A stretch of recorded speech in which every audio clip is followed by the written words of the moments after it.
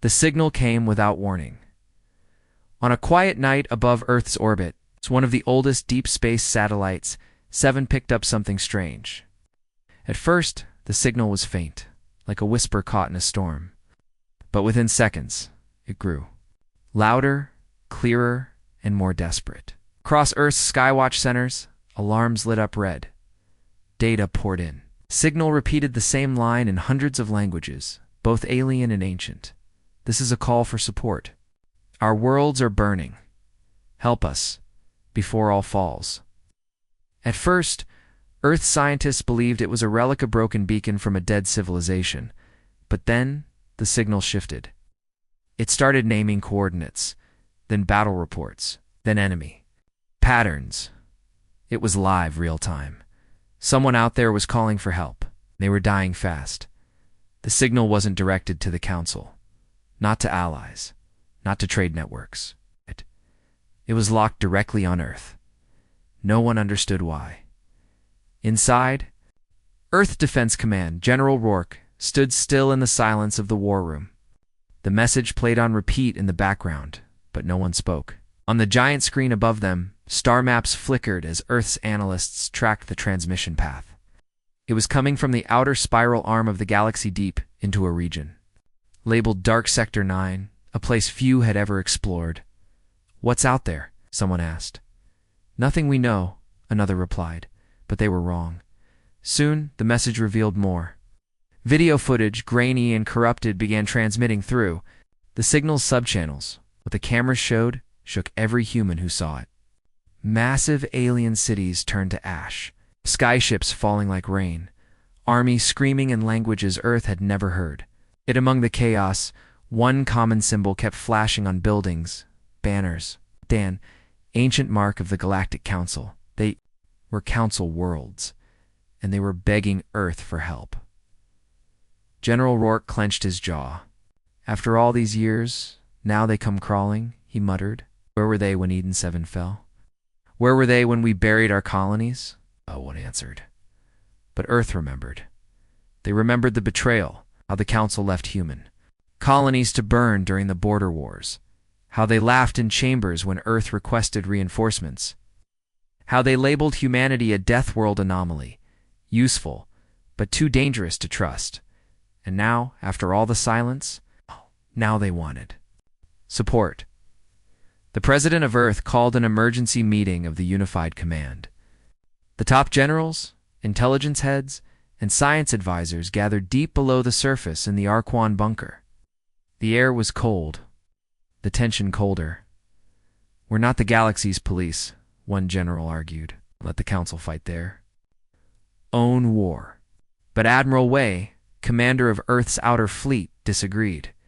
She stood up slowly, her voice calm but sharp. "They didn't ask the Council, they asked us. And that should scare everyone in this room." "Why?" the President asked. Wei turned to the screen behind her. It showed the decoded signal. One part had been overlooked before. A data packet buried deep inside the transmission, encrypted. In a language that Earth hadn't heard in over 60 years. It was human code. Earth's language. One sentence burned across the screen in red. "Only Deathworlders can stop what's coming." The room fell silent. Whoever had sent the message knew what Earth was, what humans were capable of. This wasn't a random call for help. It was a choice. They had picked Earth because they knew no one else could unleash what humanity had locked away. Then came the final piece of the message. Live footage of the enemy. They weren't ships. Not exactly. They were like moving cities, giant insect-like. Constructs with glowing cores, hive structure fleets, and no visible life inside.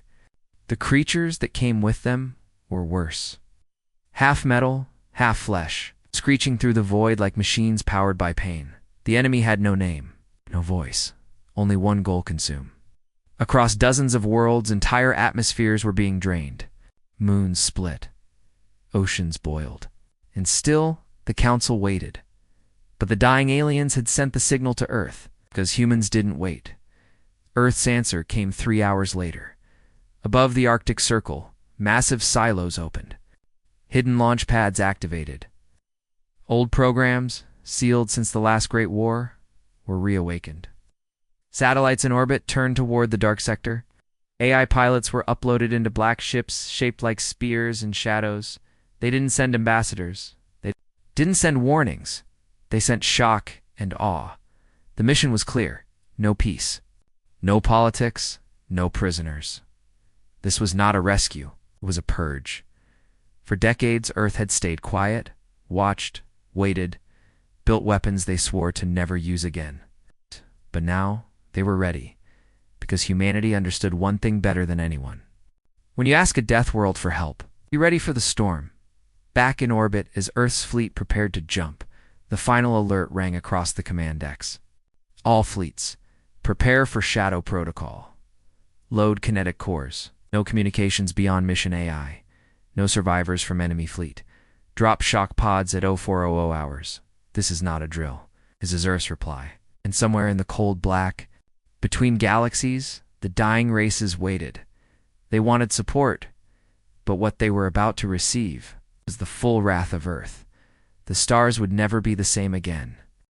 The fleet did not roar. It moved in silence like shadows across the face of the stars.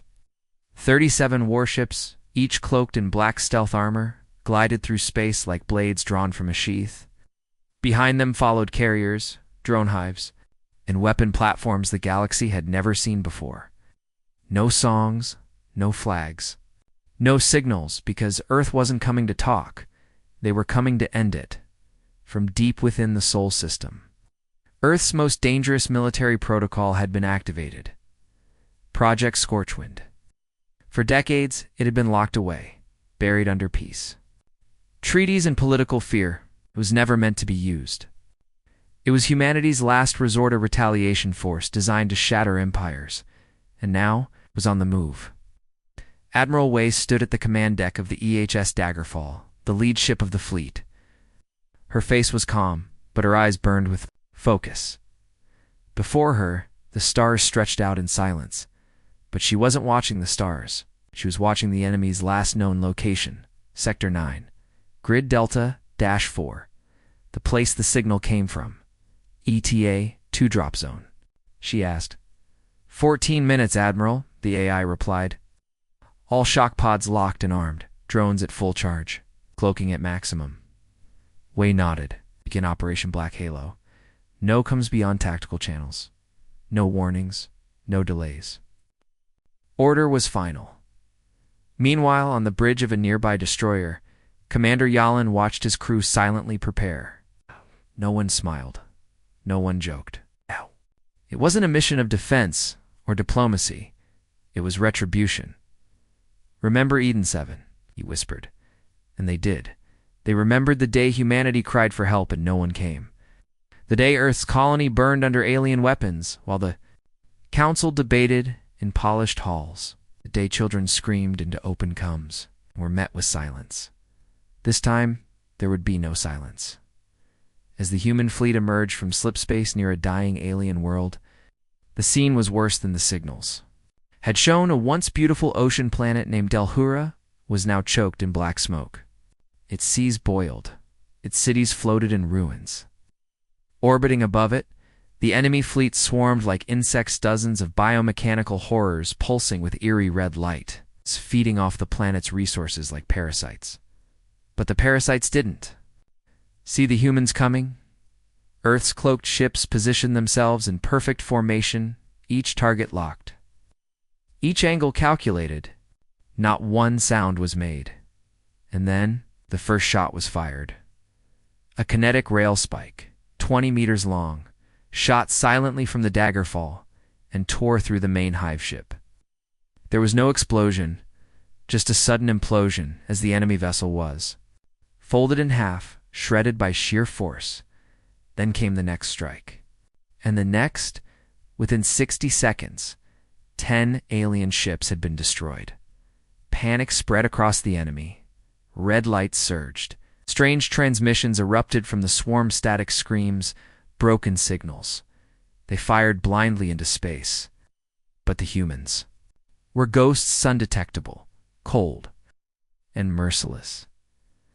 Then came the shock pods, Thousands of them launched from Earth's carriers, black capsules the size of tanks, each carrying one Death Worlder soldier inside. They dropped like rain through the planet's atmosphere, smashing into the surface with terrifying precision. The alien survivors below, weak and terrified, looked up as the pods struck the ground. They expected rescue, but what came out were not medics or peacekeepers. They were ex-Marines, elite human warriors wrapped in gray nano-armor, faces hidden behind glowing helmets. They moved without words. They advanced without pause, and they showed the galaxy what Death Worlders truly were. Each human soldier fought with ruthless speed.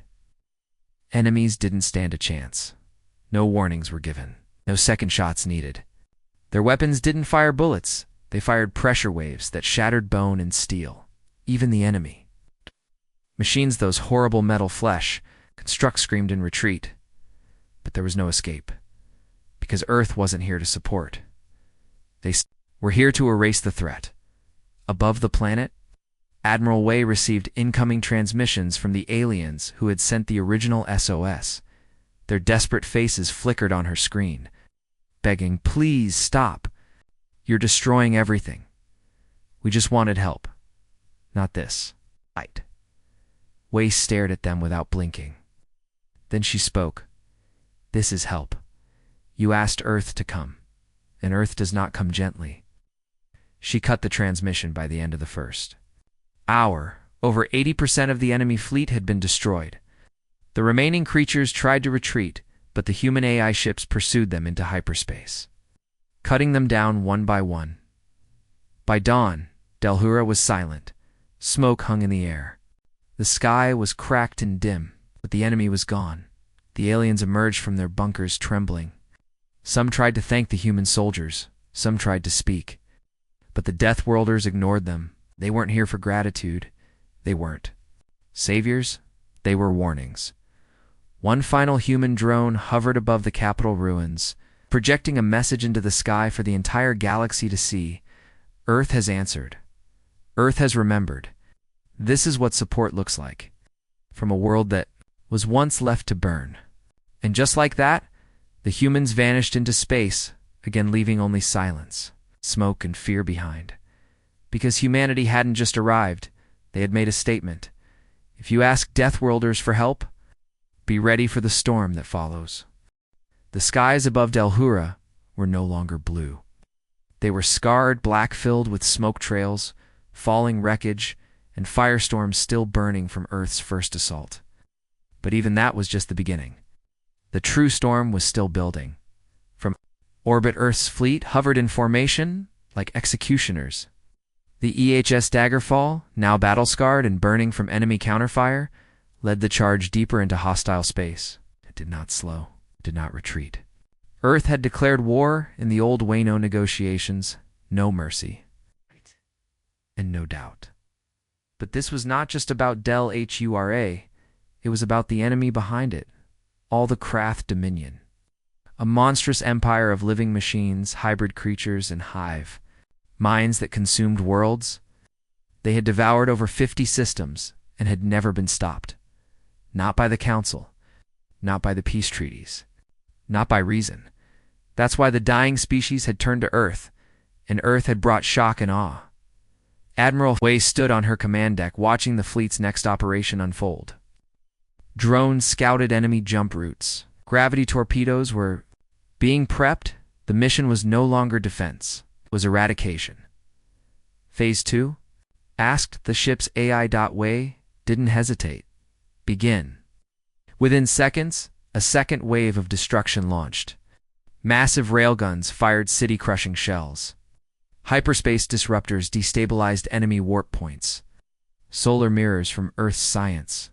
Division redirected heat directly onto Krath. Resource platforms, boiling metal and matter into slag. But Earth wasn't just killing soldiers. They were dismantling the entire structure of the Krath war machine. Across 3 systems, planets that once served as supply chains began to fall. Earth's drones dropped planet killers, not from orbit, but from within enemy factories. Explosions blossomed like dying stars. Whole regions of space lit up with silent fire. The Krath screamed across radio waves. They didn't understand. Had faced the Council's forces for years, slow-moving, full of laws and caution. But the humans were different. They were calculated destruction, unleashed by a species that once swore to never go to war again. But the moment the Council turned its back on Eden's Evan, that oath had died. Now, Earth remembered. On the outer edge of the battlefield, one Krath command ship tried to escape. It had data on Earth's fleet movements, something their leaders desperately needed. But as it warped toward deep space, it was met by a single ship, the EHS Bladefall. No dialogue, no warning, just one transmission sent on repeat. Your kind taught us silence. Let us return the favor. Then the Bladefall activated its gravitational core. A black sphere bloomed in front of the ship, collapsing space inward like a hungry mouth. The Krath vessel never had a chance. It was swallowed whole, ripped apart in silence, atom by atom, before its engines could even blink. On planet Juvrax 4, a Krath forward base detected human signatures. They deployed warbeasts, laser nests, and acid walkers. But what landed wasn't a ground army. It was a weapon called Echo Class. Echo Dot, not a bomb, not a tank. A human-designed machine with only one function? Remind them. The Echo walked into enemy territory alone, broadcasting footage of the Eden 7 massacre in full detail, images of burned schools, shattered domes, and dead colonists. Then the Echo said a single phrase. Do you remember her face? And then the world burned. One by one, Krath fleets were hunted, not by chance, not by luck, but by perfect human strategy. AI war calculators traced every enemy jump route, every factory, every staging ground. No one slept, no one missed a shot, and the galaxy watched dozens of alien species, once indifferent to Earth now, observed from a distance. Some were afraid Earth would come for them next. Others hoped Earth might be their only hope. But one thing was clear: the Death Worlders had arrived, and they did not care about politics. They did not speak in the Council's chambers. They didn't argue. They delivered consequences. On the third day, the Krath broadcasted an offer of peace through fire. Through desperation, they pleaded, "Humans, we surrender. You win. Stop." But Earth did not respond. Not because they hadn't heard, but because they weren't listening. The Krath had already made their choice when they slaughtered civilians and erased worlds Earth had simply made theirs. Admiral Wei watched the surrender message play and then fade into static. She turned to her crew. "Continue Phase 3, confirmed," the AI replied. Shock and awe remains active. And so the Black Fleet advanced. From the ashes of betrayal, humanity had risen not as conquerors, but as the reckoning. They weren't building empires. They were tearing down monsters. Because when you ask Earth for help, you don't get politics. You get fire, and the galaxy would never forget that sound. The invasion of Krath space wasn't just a war, it was a storm. A firestorm moving system by system, leaving nothing behind but silence and smoke. Every star Earth's fleet passed dimmed with fear. Every world that once thought itself untouchable now scanned the darkness, praying they weren't next. But the humans weren't hunting everything, only the guilty. The Council had laughed when Earth asked for aid during the Eden 7 massacre. They called humans emotional savages. They called Earth a violent mistake of evolution. But now, those same Council members sat in cold bunkers, watching Earth's Black Fleet roll across the stars, and they didn't laugh anymore, because now they understood. Earth wasn't just angry. Earth had learned. The Krath had become the lesson. On the shattered world of Tyrannus 3, Krath strongholds had been reduced to ash. Human marines moved through the ruins like ghost swift, quiet, leaving nothing behind but fear. The sky above Tyrannus 3 turned black not because of clouds, but because of the sheer number of human ships. Swarms of AI-guided drones darkened the orbit, hovering like silent vultures. Long-range artillery platforms floated between moons, firing kinetic slugs at targets 3,000 kilometers away with surgical precision. No communications, no announcements, just consequences. Civilians across the galaxy watched the broadcasts in disbelief. These weren't war criminals. These weren't invaders. These were Deathworlders delivering controlled annihilation at the council seat on Kelver Prime. Emergency meetings became hourly. Panic echoed through the golden halls. They demanded to speak to Earth. But Earth wasn't speaking. Because Earth had spoken once, long ago, when Eden 7 burned. No one had listened. And so now, they listened to fire. The Krath tried every counterattack. In their arsenal, they sent anti-gravity mines, hunter-killer swarms, and quantum jammers. Earth countered everything. Faster, smarter, cleaner. The death. The fleet wasn't just powerful, it was flawless. On the 4th night of the war, Earth deployed the Halo Driver. It was not a missile, it was not a laser, it was a collapsing orbital. Ring of magnetized rods, each one moving at 10% the speed of light.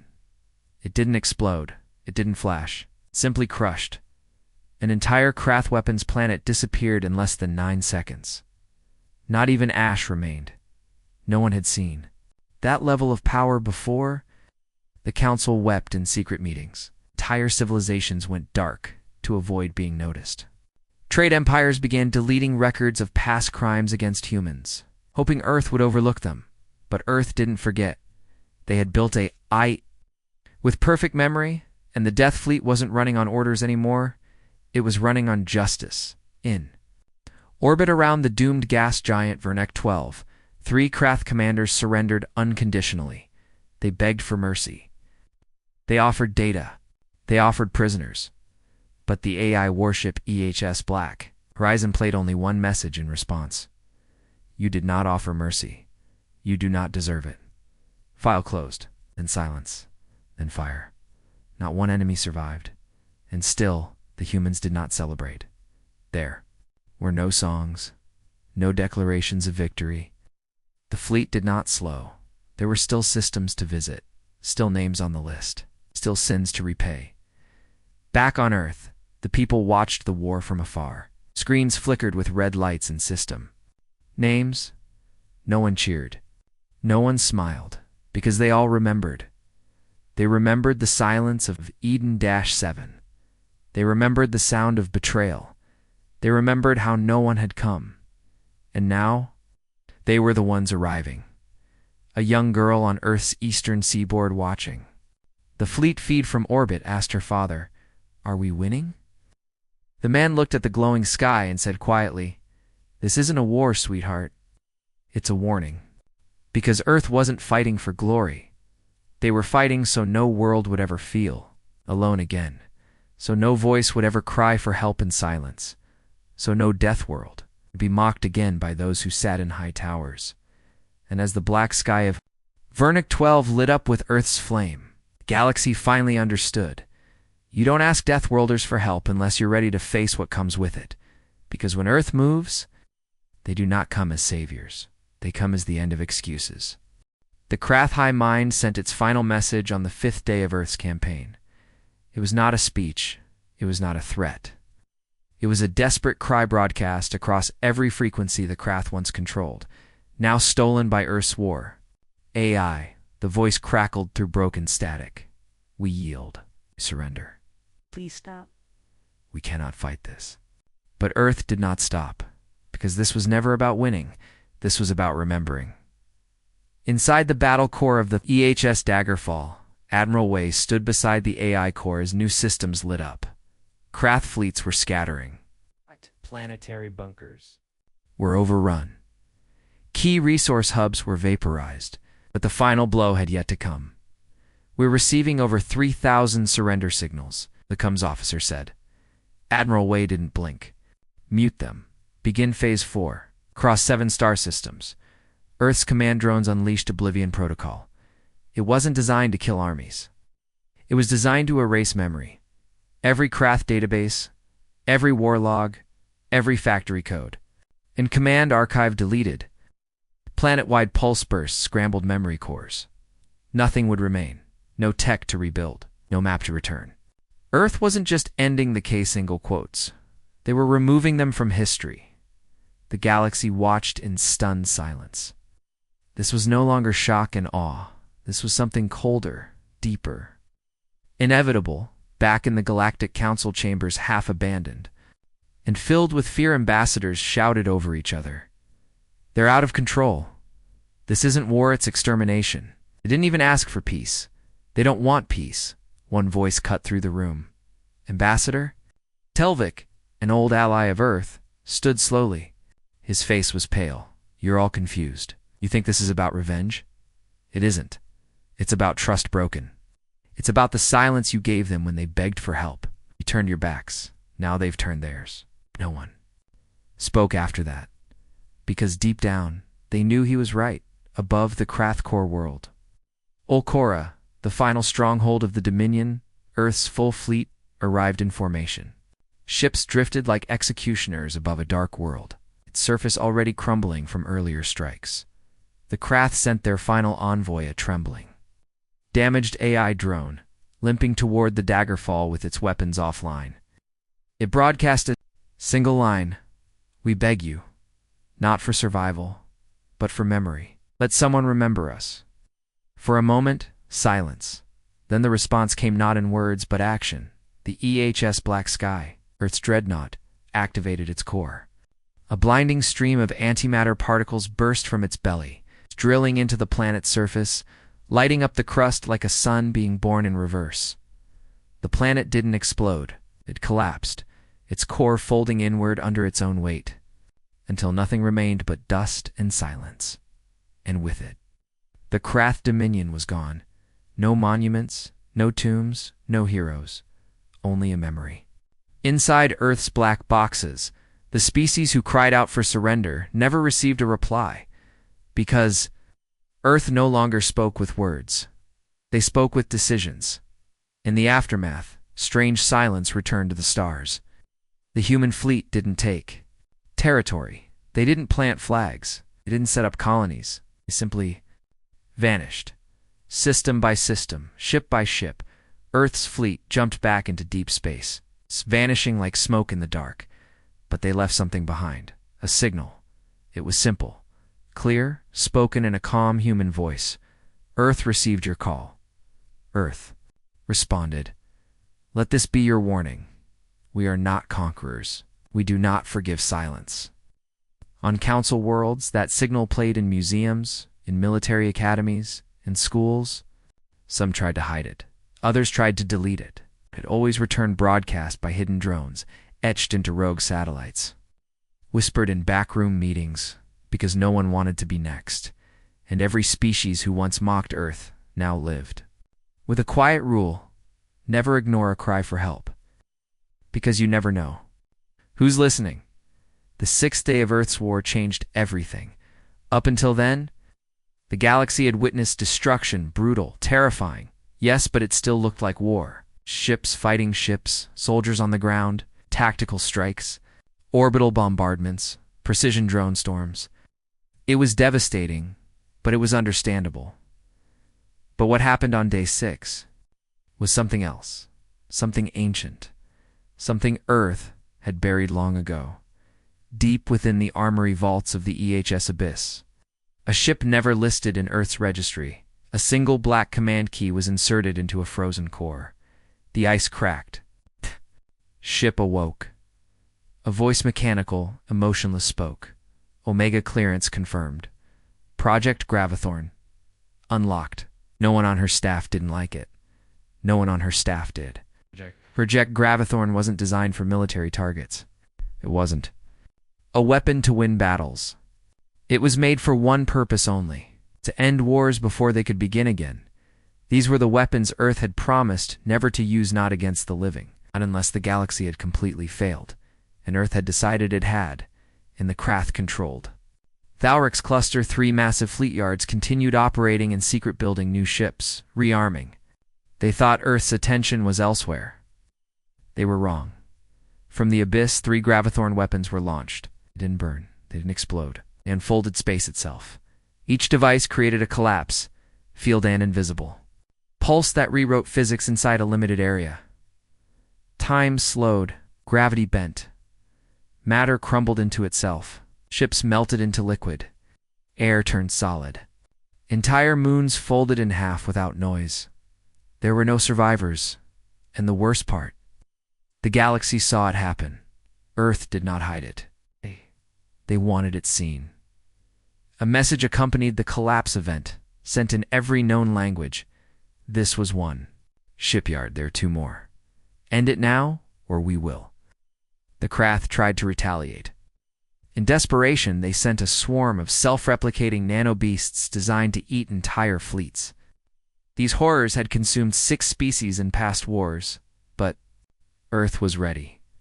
From the EHS Vault, an old prototype weapon was finally deployed. Nicknamed Black Snow, it was a quantum frost engine designed not to destroy matter, but to freeze it in quantum time. As the Krath nanobeasts approached, they simply stopped, suspended in midspace forever, untouchable, frozen at the edge of motion, and the humans moved past them. No fear, no mercy. Just progress. Back in the council, the debate turned into panic. Reports flooded in. Senators wept. One ambassador screamed. They said they'd never use these weapons. But everyone knew why they had, because the galaxy had earned it. Earth had warned them, begged them not to push, not to ignore suffering, not to leave others behind. They had ignored it all. Now Earth was showing them why you never let Deathworlders carry old scars. On the surface of Raxor 1, the last living Krath Queen activated her surrender beacon. She screamed into the stars, "We end this. No more. Mercy, please." And for the first time in 6 days, Earth responded. Admiral Wei appeared on screen. Her voice was calm, cold, not angry, resolved. "This is not mercy. This is conclusion. You burned others. We will know. Burn the memory of you. You'll leave no legends, no graves, only dust." The transmission ended. The last Gravithorn weapon was fired. Core of Raxor 1 folded inward like paper soaked in fire. In seconds, the planet was gone, not destroyed, erased. And then, Earth stopped. The weapons went silent. The fleet stood. Still, they had no more targets, because there was nothing left to destroy. Back in Earth's command net, the AI recorded the final status. Krath Dominion deleted. Collateral minimal. Message delivered. No victory speech. No demands. No conquest. Just a galaxy forever changed. Because Earth had shown what it meant to keep promises, even the dark ones. And now the stars whispered a new warning. If Earth ever unsealed the Gravithorn again, it would not be for war. It would be for judgment. The galaxy was quiet. Not peaceful, no. Peace was something fragile, temporary. This was different. This was the quiet that comes after something ancient has awakened, done what it came to do, and left. But Earth had not left. Not yet. The stars bore witness to the aftermath. The Krath Dominion was gone. Not conquered, not rebuilt. Gone. Systems erased. Archives wiped. Even their name was being forgotten. It's buried in the algorithms of Earth's memory vaults. But the humans weren't finished, because their mission was never about the case single quotes. It was about everyone who allowed the Krath to grow in the shadows. Of the Council worlds, whispers spread like poison. The humans weren't returning home. Instead, their fleets were regrouping, silently moving toward the edge of the neutral zone. The Council panicked. They tried to send envoys. None were accepted. They tried to send gifts. None were acknowledged, because humanity wasn't interested in words. They were interested in judgment. On Council World Norelia, where decades ago a vote was cast to ignore Earth's distress signal during the Eden 7 crisis, a massive black disk appeared in orbit. No weapon fired, no voice threatened, simply hovered above the capital for 8 hours. It's broadcasting silence until the final minute. A single message beamed down to the Council leaders. "You watched us burn. Now we watch you tremble." Then it vanished. Earth's ships didn't destroy Norelia. They didn't need to. Fear alone split their government in half. Riots broke out. A dozen counselors resigned. Others tried to flee, because the galaxy had finally understood something terrifying. Humanity had become something else. Not a superpower, not an empire, Not even a Death Worlder species anymore. They had become the consequence. The Judgment Fleet moved swiftly, not with weapons, but with surgical justice. 10 Corporatron systems that had sold weapons to the Krath were stripped of AI infrastructure. Earth didn't fire a single shot, just disabled their satellites. Their trade hubs, their ships, their planets survived, their economies did not. On a black ice world called Menrose V, one of the largest criminal syndicates in the Outer Rim woke up to find every account, every ship, every trace of their data gone. The only thing left was a hologram in their central vault. Single crying child footage from Eden, 7 looping silently, and beneath it, a line, "You profited, now you pay." Earth never sent soldiers there. The syndicate tore itself apart in panic. Meanwhile, Admiral Wei addressed Earth's unified command from aboard the EHS Daggerfall.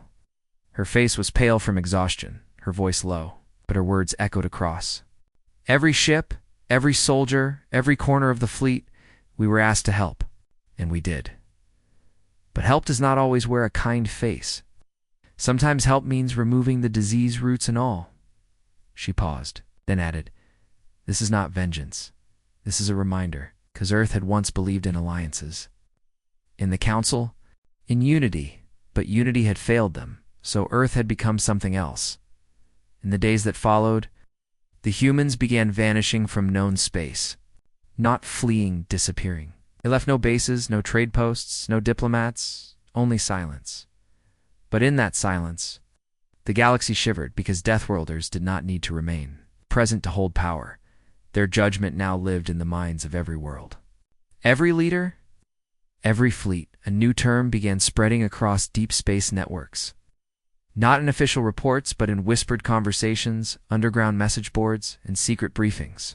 Shadow mercy. It meant help from Earth, unasked for. Unwanted, unforgettable. It meant you called for support. But the Deathworlders came instead. Now every world had one unspoken law. Never betray the ones you call allies, because one day they might remember. And if Earth remembers, you will too.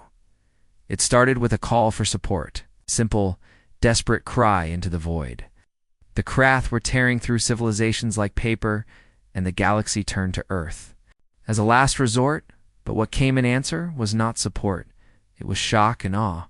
And now, nothing would ever be the same again. The war was over. The Krath were gone, not defeated, erased. Every trace of their empire scrubbed clean from the stars by Earth's relentless hand. Worlds they once ruled were now dark and empty. Their weapons were nothing but scrap floating through dead space. But the echoes of Earth's campaign still trembled across the galaxy. At council stations, once proud and powerful, leaders sat frozen. Their meeting halls were quiet. Their symbols were draped in black. No celebration, no defiance, only fear.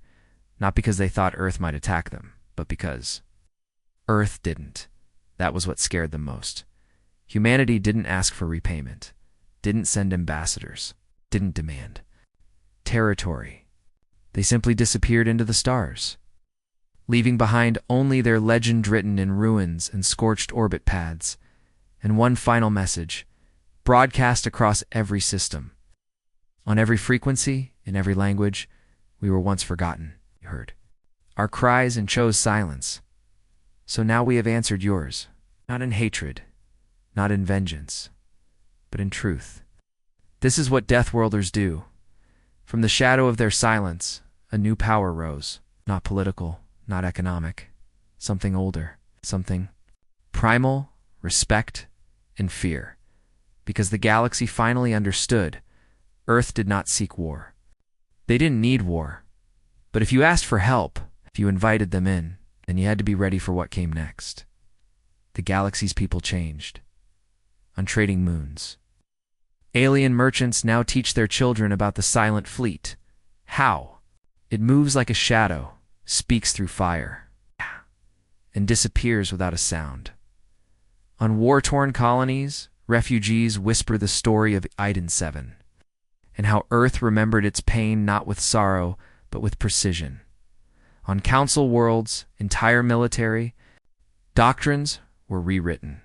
Defense grids were restructured, weapons reclassified, not to protect against invasion, but in case Earth ever returned, not to fight them, but to somehow be worthy enough to survive their gaze, and far beyond, deep in the quiet black of space. Earth watched. They didn't return to old politics. They didn't rebuild old alliances. They evolved. Earth became something more, something terrifying and untouchable. A species that did not conquer, yet could not be ignored. A shadow on the edge of the stars, one that made even the boldest empires tread carefully, because the galaxy now knew, when Earth moves, it moves with finality. No warnings, no second chances, no mercy. Just action, and now, no matter how many. Light years passed, no matter how far humanity traveled, that one truth would echo in every chamber, every council, every quiet world that once laughed at them. If you ask for help from Earth, be prepared for the end of your enemies, maybe. The end of you, because when the Death Worlders answer, the galaxy changes forever.